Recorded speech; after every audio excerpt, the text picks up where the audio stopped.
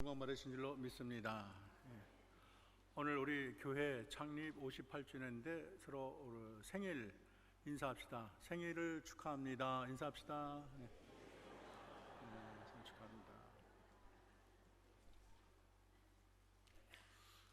면세점의 창시자인 미국의 찰스 핀이라는 사람이 자기가 35년간 왼손이 하는 것을 오른손이 모르게 하라는 말씀처럼 아무도 모르게 9조 원을 기부를 해서 자선사업의 제임스 폰드라는 별명을 가졌습니다.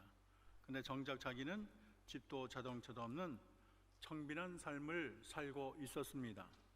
그가 이렇게 선한 일을 하는 것이 어느 기자의 끈질긴 추적으로 밝혀졌는데 그가 이렇게 말을 했다고 해요. 돈이 매력적일 수가 있겠지만 누구도 한 번에 두 켤레 신발을 신을 수 있는 것은 아니지 않습니까? 그렇게 말을 했다는 거예요. 얼마나 멋진 말입니까?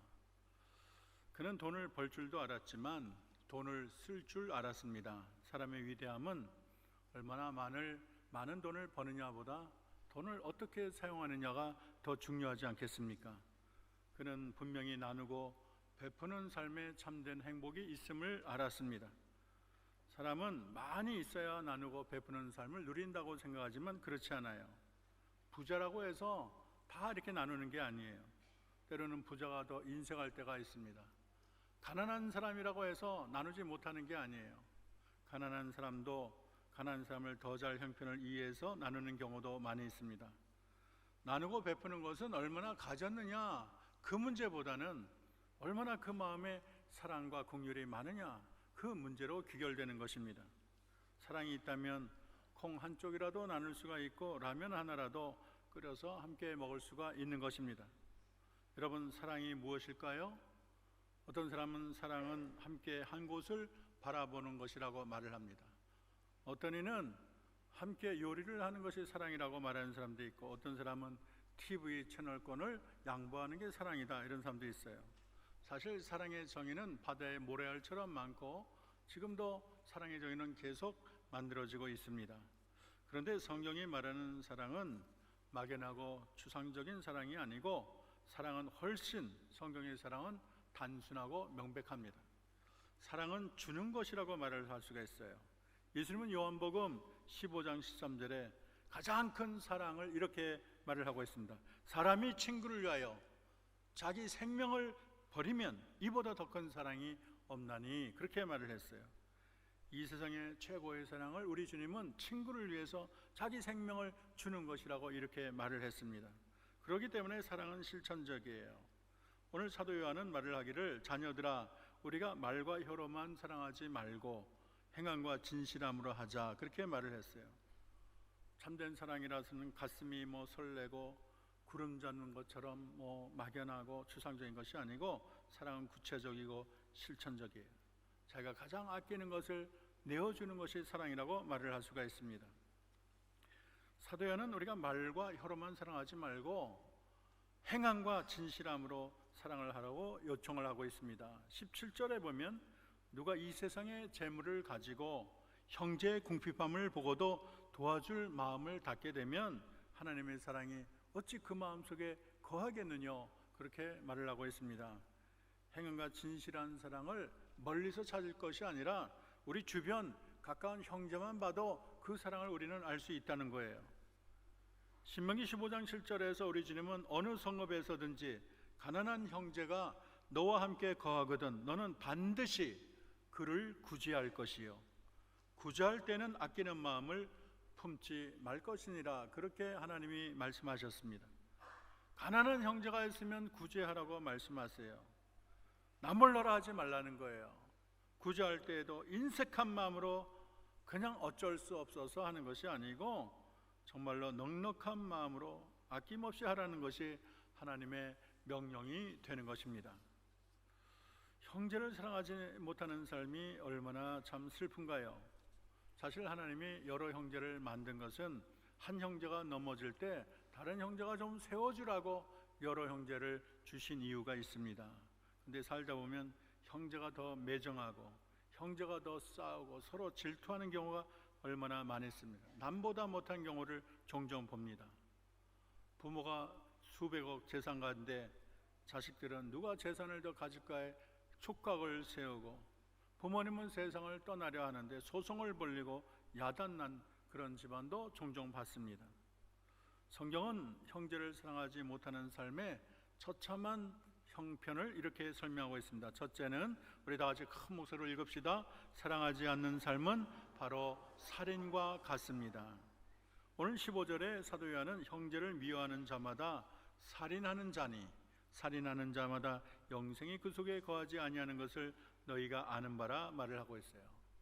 성경은 미워하는 것 자체가 살인이라고 말을 합니다.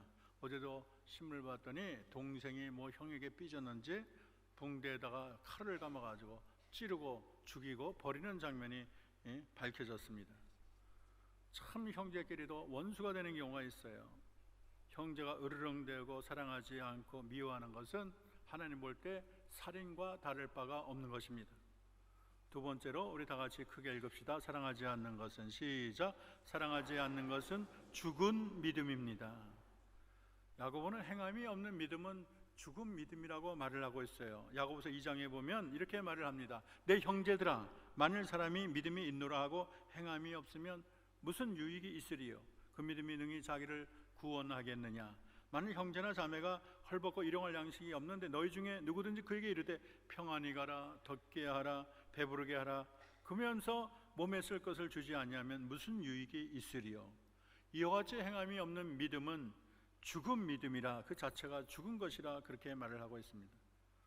헐벗은 형제가 있는데 가서 밥해 먹지 왜 굶고 있어? 추위에 떨고 있는데 장작불이라도 떼지 뭐해? 없는 거 빤히 알면서 그렇게 말하는 것은 진실 없는 가식적인 말에 지나지 않는 것입니다. 행함이 없는 믿음은 자체가 죽은 거예요. 사랑의 실천이 그분의 구원과 믿음의 분명한 증거가 되는 것입니다. 세 번째로 우리 다 같이 읽겠습니다. 형제를, 시작, 형제를 미워하는 것은 하나님을 미워하는 것입니다. 요한일서 4장 20절 21절을 보면 누구든지 하나님을 사랑하노라 말을 하고 형제를 미워하면 이는 거짓말하는 자니, 보는 바 형제를 사랑하지 아니하는 자는 보지 못하는 바 하나님을 사랑할 수 없느니라. 우리가 이 계명을 주께 받았나니 하나님을 사랑하는 자는 또한 그 형제를 사랑하는 할지어다, 그렇게 말을 하고 있어요. 아니, 눈에 빤히 보이는 형제도 사랑하지 않고, 눈에 빤히 보이는 부모도 공경할 줄 모르고, 눈에 빤히 보이는 이웃을 사랑하지 않고서 나는 생명받자 하나님을 사랑합니다, 목숨 다해 주님만을 사랑합니다, 이렇게 말하는 것은 새빨간 거짓말이라는 거예요. 우리가 하나님을 사랑한다면 당연히 우리는 사랑의 하나님을 배워야 합니다. 성경이 말하는 하나님은 어떤 하나님일까요? 16절에 보면 그가 우리를 위하여 목숨을 버리셨으니 우리가 이로써 사랑을 알고 우리도 형제를 위하여 목숨을 버리는 것이 마땅하니라 말을 하고 있어요. 형제를 위해서 목숨을 버리신 그 예수님처럼 우리가 그 예수님을 사랑한다면 우리도 형제를 위해서 목숨을 버릴 만큼 그런 사랑을 본받으라고 성경은 말을 하고 있습니다. 우리 모두는 사랑의 빛을 진 자예요. 우리 하나님은 자신의 독생자를 아낌없이 우리에게 십자가에 달리도록 내어주셔서 우리가 아버지 하나님의 사랑에 빛을 졌습니다. 또 예수님이 우리를 위해서 십자가에 달리셨어요. 그래서 우리가 예수님에게도 사랑의 큰 빛을 졌습니다. 그래서 우리가 너무나 진 빛이 많아서 이제 남은 생에는 그 사랑을 갚아가며 살아야 하는 거예요. 예수님이 우리를 사랑한 것만큼, 하나님이 우리를 사랑하는 것만큼 우리도 하나님을 사랑하고 예수님을 사랑하는 게 마땅한 것입니다.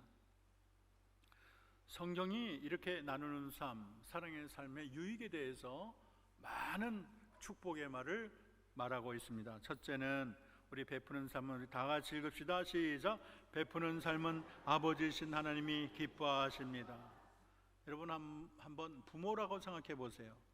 자녀가 5이 있는데 둘째가 부도가 났어요. 그래서 이제는 참 헤어날 길이 없어요. 등록금을 챙겨주기 어려워요, 부모가. 그랬더니 형제들이 다 모여서 우리 형제가 어렵게 됐으니 어떻게 할까? 우리가 학비를 도와주자. 누구는 등록금을 좀 대주렴, 누구는 그래서 쌀과 끼니, 생활비를 대주고 누구는 좀 직장을 알아보자, 형제들이 으쌰으쌰 하게 되면 그것을 바라보는 부모의 마음이 얼마나 흐뭇하겠습니까? 마찬가지로 우리의 영적인 아버지이신 하나님이 자녀들이 누군가 하나 어려울 때 주변에서 서로 몰려들고 어떻게 저를 도울까 서로 힘이 되어준다면 하늘의 아버지께서 얼마나 기쁘게 생각하겠습니까? 두 번째로 다 같이 합시다. 하나님이 시작. 하나님이 다 기억하십니다. 사랑을 베푸는 사람을 하나님이 가장 기뻐하세요. 하나님이 기억하신다고 말을 했습니다. 구제하는 사람을 하나님이 너무나 잘 기억하세요. 사도행전 10장에 보면 이방인 백부장 고넬료라는 사람이 있었는데 이 사람은 이방인인데도 하나님 볼 때 너무나 마음에 들었어요. 그래서 어느 날 천사가 고넬료를 찾아와서 말을 합니다. 고넬료야, 하나님이 내 기도를 들으셨다. 그리고서 하는 말이 내 구제를 기억하셨으니, 그렇게 말을 해요. 하나님이 그 구제하고 베푸는 것을 다 보시고 기억했다는 거예요. 하나님은 여러분의 구제를 불꽃 같은 눈으로 바라보시며 기억하시는 줄로 믿습니다. 아니, 우리 아들이 몇 날 며칠 날 어느 집사가 어려울 때 얼마를 구제했지, 어려운 사람 올 때 쌀을 얼마큼 줬지, 누구에게 돈을 줬어, 그 집에 아프다고 병원비를 대줬어. 하나님이 다 기억하시고 일일이 적습니다. 여러분이 얼마나 예수를 위해 손을 베풀고 나누어 줬는지 하나님이 기억하시고 구제를 기억하시며 복을 쏟아부어 주실 줄로 믿습니다. 세 번째로 구제는 시작. 구제는 하나님에게 하는 것입니다. 로마의 신실한 크리스찬 군인이 마틴이라는 사람이 있었는데 이분은 신실한 사람이었어요. 말을 타고 어느 날은 가는데 참 불쌍한 거지 하나를 만났어요. 너무나 배고파서 추위에 떨고 있는데 도와주려고 주머니를 뒤졌는데 잡히는 게 없어요. 너무 안타까워서 군인의 외투를 절반을 쭉 찢어가지고 반을 그 거린에게 입혀주고 반은 자기가 입었습니다. 그날 밤 꿈을 꾸었는데 예수님이 보좌에 앉아서 천사와 대화를 하고 있었어요. 근데 예수님이 그 군인 반쪽 외투를 입고 있었습니다. 천사가 물어요. 아니, 예수님 어떻게 외투를 반쪽만 입고 계시나요? 그랬더니 예수님이 말씀하기를, 오늘 내가 무척 추웠는데 내 종 마틴이 내게 이 반쪽을 줘서 내가 얼마나 따뜻했는지 몰라, 그런 음성을 들었다는 거예요. 그래서 그 광경에 너무나 감동을 입어서 이분은 평생토록 많은 사람을 돕는 또 수도원을 운영했다고 그렇게 전해지고 있습니다. 우리는 우리의 구제는 변장하신 예수님을 돕는다는 사실을 잊어서는 안 되겠습니다. 마태복음 25장 40절에 보면 임금이 대답하여 이르시되 내가 진실로 너에게 이르노니 너희가 내 형제 중 지극히 작은 자 하나에게 한 것이 곧 내게 한 것이라 주님이 심판날 그렇게 말씀을 하시는 거예요. 잠언 19장 17절을 보면 가난한 자를 불쌍히 여기는 것은 여호와께 꾸이는 것이니 그 선행을 갚아주시리라 말씀하고 계십니다. 내가 누군가 불쌍한 사람을 구제하면 그 사람에게만 구제하는 것이 아니고 하나님께 내가 꾸어준다는 거예요. 하나님이 그들의 대변자가 되어서 하나님이 대신 받은 거나 마찬가지라는 거예요. 그래서 하나님이 반드시 그것을 갚아주겠다고 말을 하는 것입니다.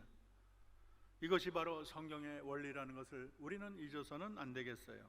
네 번째는 다 따라합시다. 시작. 다 채워주십니다. 구제하는 사람은 하나님이 넘치도록 채워주겠다고 말씀하십니다. 누가복음 6장 38절을 봤더니 주라 그리하면 너에게 줄 것이니 곧 후이되어 누르고 흔들어 넘치도록 해서 너에게 안겨주리라, 그렇게 주님이 말을 했어요. 우리가 남에게 베풀 때 하나님은 더 많은 것을 주려고 우리 하나님은 준비하고 계시는 거예요. 그래서 베푸는 사람이 더 부자가 되는 거예요. 나누고 베푸는 자는 윤택한 삶을 살고 하나님 때문에 축복된 삶을 살게 되는 것입니다. 잠언 11장 24절 25절을 보면 이렇게 말을 하고 있어요. 다시 큰 목소리로 읽어봅시다. 시작. 흩어 구제하여도 더욱 부하게 되는 일이 있나니 과도히 아껴도 가난하게 될 뿐이니라. 구제를 좋아하는 자는 풍족하여질 것이요 남을 윤택하는 자는 윤택하여지리라. 왜 그러냐면 하나님이 계시기 때문에. 구두쇠같이 내 것 하는 사람은 하나님이 꾀심에다 그러고 구멍을 내가지고 다 쏟아지게 만들어요. 그러나 자꾸 퍼주는 사람은 하나님이 기특하다 그러고 뒤에서 더 많은 것을 계속 하나님이 퍼주기 때문인 것입니다. 어떤 사람은 구두쇠같이 사는데 늘 가난하고 맨날 돈 꾸러 다녀요. 어떤 사람은 넉넉하지 않은데도 늘 나눠지는데 얼마나 풍족한지 몰라요. 이것이 하나님의 경제 원리가 되는 것입니다. 우리가 나눌 때, 베풀 때 하나님이 더 흔들어 채워주실 줄로 믿습니다. 다섯 번째, 사랑은 시작. 사랑은 심판의 기준입니다. 마태복음 25장 34절 36절을 보면 우리 주님이 마지막 날 백보자 심판을 하십니다. 그때 이 세상 모든 사람이 앞에 있는데 양과 염소로 나눠요. 최후의 심판 때에서 우리 주님이 묻는 질문이 이거예요. 너희가 얼마나 많이 배웠니? 그게 아니에요. 얼마나 많은 높은 자리에 올라갔니? 아니에요. 얼마나 세상에서 출세를 했지? 그게 아니에요. 최후의 심판대에 어미하신 예수님이 묻는 질문은 내가 굶주렸을 때 너희가 먹여 주었느냐? 내가 목마를 때 너희가 마시게 했느냐? 내가 벗었을 때 너희가 입혀 주었느냐? 내가 나그네 되었을 때 영접했느냐? 그렇게 묻는 거예요. 아니 주님, 우리가 언제 주님을 봤습니까? 작은 소작에 한 것이 곧 나에게 한 것이라 주님이 말씀하셨어요. 한마디로 최후의 심판대에 계신 예수님이 여러분에게 묻는 질문은 너희가 세상에 살 때 얼마나 사랑을 몸소 실천했느냐고 묻는 것입니다. 저는 개인적으로 사람이 잘 태어나는 것도 중요하지만 잘 죽는 게 중요해요. 그 사람이 이 세상에 잘 살았는지 못 살았는지는 장례식에 가보면 알 수가 있어요. 모든 사랑을 다 팽개치고 돈돈하다가 이기적으로 산 사람은 그의 죽음이 그렇게 썰렁하고 초라하고 참 사람들은 에이 그 노랭이 인간 잘 죽었다 그런 말이나 들어요. 그러나 어떤 사람은 세상 떠날 때 얼마나 많은 사람이 몰려온지 몰라요. 그 사람이 이것을 해줬어요. 그 사람이 이 사랑을 베풀었어요. 내가 어려울 때 나에게 몰래 이것을 주었습니다. 그의 그 죽음이 얼마나 축하의 팡파레가 울리는 것이 되는지 모릅니다. 여섯 번째, 우리 다 같이 읽어봅시다. 시작. 영생의 삶을 누립니다. 오늘 본문 14절에 보면 사도 요한은 사랑과 영생을 연결하고 있어요. 14절을 보면 우리 다 같이 14절 읽어봅시다. 시작. 우리는 형제를 사랑함으로 사망에서 옮겨 생명으로 들어간 줄을 알거니와 사랑하지 아니하는 자는 사망에 머물러 있느니라. 우리가 형제를 사랑하면 우리가 생명으로 옮겼다는 거예요. 구원받은 하나님의 백성이 되는 거죠. 천국 백성들은 다 사랑으로 베푼 자들이 천국에 가는 것입니다. 물론 우리가 믿음으로 구원을 받지만 이 사람이 구원받았는지 여부를 아는 것은 사랑을 보고 알 수 있다는 거예요. 사랑이 구원의 증거가 된다는 것입니다. 마지막으로 다 같이 하나님께 시작. 하나님께 영광이 돌아갑니다. 우리 인생에 사는 목적은 하나님께 영광이에요. 하나님께 영광이 되지 않는 삶은 아무런 의미 없는 삶이에요. 하나님께 영광이 되는 삶은 이 세상에 아무리 힘들고 노곤하고 아무도 박수치지 않아도 하나님이 알아주는 그 생이 최고의 삶이 되는 것입니다. 근데 어떻게 하면 영광을 올릴까요? 마태복음 5장 16절에 보면 이렇게 되어 있습니다. 우리 다 같이 큰 목소리를 읽겠습니다. 이같이 너희 빛을 사람 앞에 비추게 하여 저희로 너희 착한 행실을 보고 하늘에 계신 너희 아버지께 영광을 돌리게 하라. 여러분이 많이 사랑을 베푸고 그리스도의 사랑을 나타내면 그 사랑을 받은 사람들이 아이고 당신이 믿는 하나님 나도 믿고 싶어요. 하나님께 영광을 올리게 되는 거예요. 요한복음 15장에도 우리 주님이 포도나무의 비유를 들면서 우리가 열매를 많이 우리가 서로 사랑하면 하나님의 계명을 지키는 것이고 사랑하면 우리가 주님 안에서 많은 열매를 맺는다는 거예요. 우리가 사랑을 하면 많은 열매를 맺게 되면 아버지께서 영광을 받으실 것이요 너희가 내 제자가 되리라. 15장 8절에 요한복음 그렇게 말을 하고 있습니다. 여러분 이 세상에 많은 사랑을 베풀어서 오직 하나님께 영광 돌리기를 소원합니다. 저는 마지막으로 오드리 헵번 이야기를 나누려고 해요. 헵번은 로마의 휴일에서 주연으로 뽑혀서 여우 주연상을 받았습니다. 티파니의 아침을 그다음에 샤레이드 여러 작품을 주연을 해서 현대 요정이라는 평을 받았습니다. 어쩌면 저렇게 매력적인 공주가 있을까요? 어떤 사람이 이렇게 썼어요. 키는 173.7, 몸무게는 49kg. 놀라는 사람이 없네요. 자신 있다는 거죠. 허리둘레는 20인치. 1950년대 60년대 오드리 헵번은 만인의 연인이었습니다. 헵번은 다른 일반적인 여배우와 달리 여자들도 좋아했어요. 동족끼리 좋아했어요. 선한 눈빛이 관객을 사로잡았기 때문이에요. 옷도 잘 입었고 날씬한 몸매를 죽을 때까지 유지했어요. 근데 더 중요한 것은 나이가 들어 주름이 생겼지만 그녀는 더욱 아름다웠어요. 말년을 유니세프 친선 대사로 봉사하며 살았습니다. 아프리카에서 많은 시간을 보냈는데 그 이유는 절망의 늪에서 나를 구해준 것은 많은 사람의 사랑이었습니다. 이제 내가 그들을 사랑할 때가 되었습니다. 그렇게 말을 했어요. 이 헵번이 그렇게 날씬한 몸매를 유지하고 많은 사랑을 받고 인생을 행복하게 마친 이유가 무엇일까? 그녀는 1992년 크리스마스 때 아들 숀 페러에게 자신이 좋아하는 샘 레벤슨의 시를 읽어주었습니다. 근데 이 시가 오드리 헵번의 유언이 되었어요. 그녀가 어떻게 날씬한 몸매를 유지했는지, 어떻게 인생을 그렇게 행복하게 보냈는지 그 비결이 유언 속에 있는데 오늘 제가 여러분에게 읽어드리겠습니다. 아름다운 입술을 가지고 싶으면 친절한 말을 하라. 사랑한 눈을 갖고 싶으면 사람들에게 좋은 점만 보아라. 날씬한 몸매를 갖고 싶다면 너의 음식을 배고픈 사람과 나누어라. 아름다운 머리카락을 갖고 싶으면 하루에 한 번 어린이가 손가락으로 너희 머리를 쓰다듬게 하라. 아름다운 자세를 갖고 싶으면 결코 너 자신이 혼자 걷고 있지 않음을 명심하며 걸어라.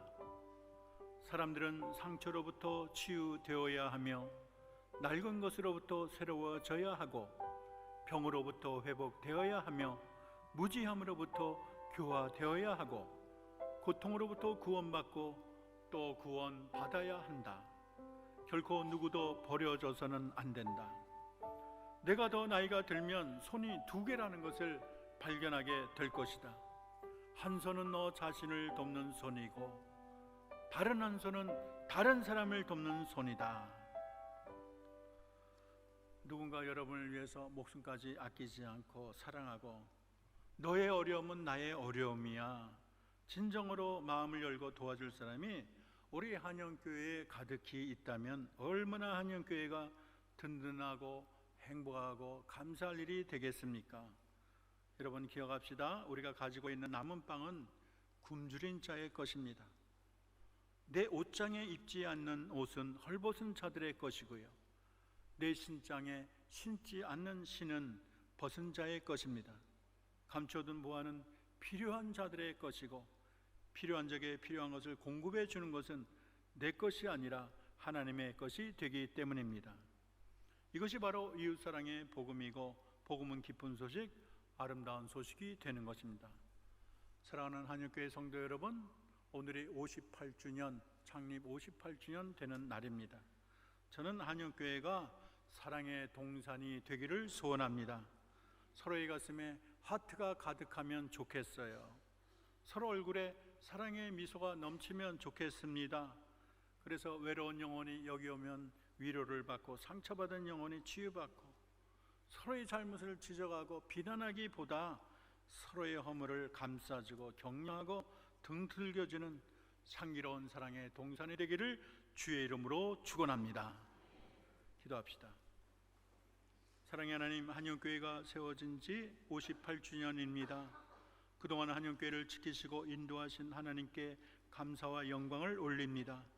우리 모두 말이나 혀로만 사랑하는 것이 아니라 행함과 진실함으로 사랑하는, 그래서 주님 보시기에 진정한 은혜의 동산, 사랑의 동산이 되게 하옵소서. 예수님의 이름으로 기도합니다. 아멘.